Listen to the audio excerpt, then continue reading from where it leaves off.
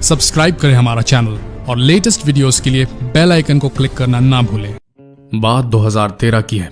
INS Sindhu रक्षक इस diesel powered world class पनडुब्बी में विस्फोट होता है। क्रू के 18 लोग शहीद हो जाते हैं। यह हादसा बहुत दर्दनाक था और जो नेवी के जवानों के साथ घटा होगा उसकी तो परिकल्पना मात्रात्मक तक को झकझोर देने के लिए काफी है। इस विस्फोट के बाद सभी का ध्यान समुद्र की गहराइयों में छिपकर शत्रुओं की गतिविधियों पर नजर रखने वाली पनडुब्बियों और उनमें रहने वाले नौसैनिकों के जीवन की ओर गया था। आज का हमारा ये वीडियो पनडुब्बी में रहने वाले सैनिकों की जिंदगी पर है। उनकी लाइफ कैसी होती है, किन किन समस्याओं का सामना करना होता है उन्हें। चलिए आगे बढ़ते हैं और जानते हैं इसके बारे में विस्तार से। नौसैनिकों का जीवन आसान नहीं होता। इनके परिवार वाले बताते हैं कि इनकी जिंदगी बड़ी कठिन होती है।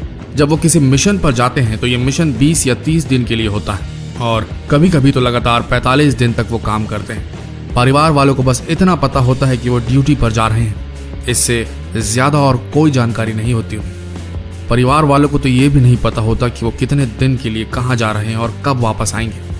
उनके अभियान की जानकारी सिर्फ नौसेना के मुख्यालय को होती है। नौसैनिक अपने परिवार से दूर पानी के भीतर रहते हैं। जब वो पनडुब्बी के भीतर होते हैं तो नहाना तो दूर, दाढ़ी बनाने का मौका भी उन्हें नहीं मिलता। पनडुब्बियों में पानी की बेहद कमी रहती है। नौसैनिक अगर 30 दिन के लिए पनडुब्बी में हैं तो उन्हें मुश्किल से 3 बार नहाने का मौका मिलता है और वो भी सबकी सहमति के बाद, क्योंकि हर नौसैनिक को प्रतिदिन 3 से 4 मग पानी मिलता है। ब्लेड जैसी चीज का इस्तेमाल करना सख्त मना है। इसलिए जितने भी दिन वो पानी के अंदर हैं उन्हें बिना दाढ़ी बनाए ही रहना पड़ता है। उन्हें पहनने के लिए ऐसे कपड़े दिए जाते हैं जिन्हें वो लगातार 3-4 दिनों तक पहनते हैं और फिर उसे फेंक दिया जाता है।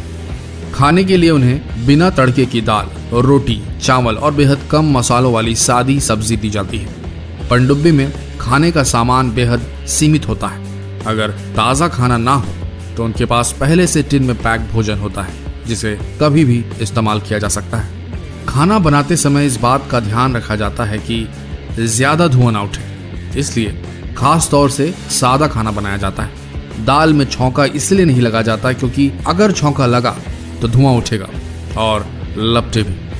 शारीरिक कष्ट।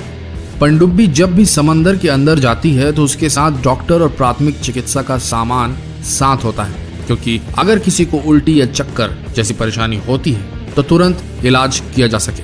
पनडुब्बी में सोने के लिए 2 कंपार्टमेंट होते हैं। वहाँ का तापमान गर्म होता है, इसलिए कभी कभी कुछ नौसैनिक वहां भी सोने जाते हैं जहां मिसाइल्स और टॉर्पीडो रखे होते हैं, क्योंकि ये जगह पनडुब्बी की दूसरी जगहों के मुकाबले सबसे ज्यादा ठंडी रखी जाती है। पनडुब्बी के भीतर सूरज की रोशनी नहीं आती। इसके चलते जब वो समंदर की सतह पर आती है तो बाहर आते वक्त नौसैनिकों को हाथ पैर में जकड़न जैसी समस्याओं से जूझना पड़ता है। गहरे समुद्र के भीतर लगातार अभियान पर चलते रहने से उनके कानों पर काफी गहरा असर होता है। इसलिए पनडुब्बी के भीतर सैनिक अपने कानों का खास ख्याल रखते हैं। तो दोस्तों, कुछ ऐसा होता है पनडुब्बी में काम करने वाले सैनिकों का जीवन। पर हमारा सलाम इन बंद कंटेनरों में धड़कते उन दिलों को जो धड़कते भी इसलिए हैं कि देश सुरक्षित रहे।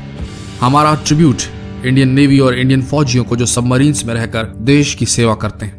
आप भी फैलाइए इनका शौर्य और शेयर कीजिए ये वीडियो। धन्यवाद। जय हिंद।